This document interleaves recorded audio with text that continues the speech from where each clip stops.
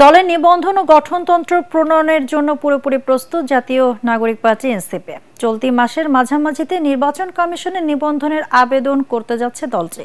ATN বাংলাকে NCP যুগ্ম আহ্বায়ক ডাক্তার তাজনুবা জাবিন এবং গঠনতন্ত্র প্রণয়ন কমিটির প্রধান অ্যাডভোকেট জাবেদ রশিন জানান, নিবন্ধনের সব শর্ত পূরণের পাশাপাশি শিগগিরই ১০০টি থানা এবং ২১টি জেলায় কমিটি ঘোষণা করা হবে।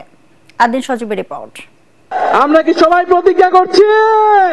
২৪-এর গণ অভ্যুত্থানে আওয়ামী শাসন পতনের ৬ মাস পর নতুন রাজনৈতিক বন্দোবস্তের প্রতিশ্রুতি দিয়ে ২৮ ফেব্রুয়ারি আত্মপ্রকাশ করে জাতীয় নাগরিক পার্টি এনসিপি।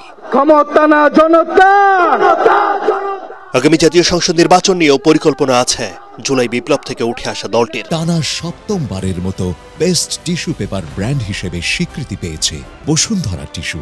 এখনো নির্বাচন কমিশনে দলটি আবেদন না করলেও নতুন দলগুলোর অনুরোধে আগামী ২২ জুন পর্যন্ত নিবন্ধনের সময়সীমা বাড়ানো হয়েছে।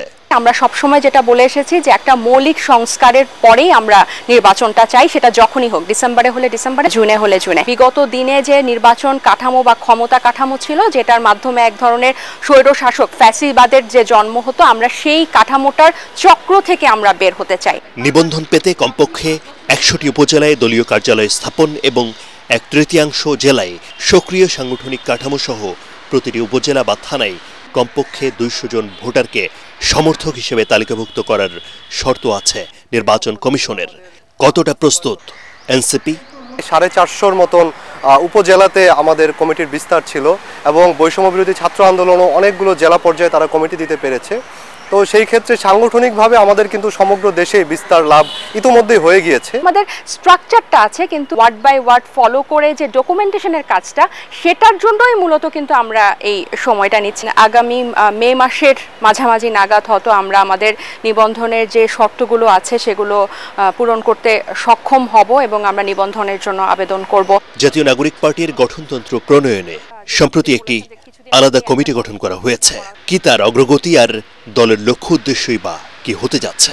খুব দ্রুত খসড়া তৈরি করার প্রস্তুত করার কাজ করছি এবং সেটা আমরা আগামী সপ্তাহে আমাদের যে পলিটিক্যাল কাউন্সিল আছে সেই কাউন্সিলে আমরা জমা দেব। আগামী ১৫ দিনের মধ্যে হয়তো একটা চূড়ান্ত গঠনতন্ত্র আমরা প্রণয়ন করতে পারবো। একজন দুইজন ব্যক্তির খুশি অখুশি বা ইচ্ছা অনিচ্ছার উপর যাতে দলটা নির্ভর না করে এবং দলীয় নেতৃত্বে যাতে এক ধরনের স্বচ্ছতা থাকে, জবাবদিহিতা থাকে।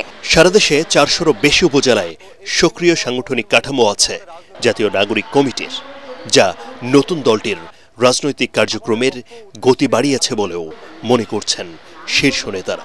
কালেকটিভ ডিসিশনের প্রতি জোর দিয়েছি এবং সভাপতি কিংবা এক ব্যক্তি যেন ক্ষমতার কেন্দ্রে না থাকেন, সেটা চেক এন্ড ব্যালেন্স করার যথেষ্ট বন্দোবস্ত এখানে ব্যবস্থা আমাদের গঠনতন্ত্রে রয়েছে। আদিন সজীব, এটিএন বাংলা, ঢাকা।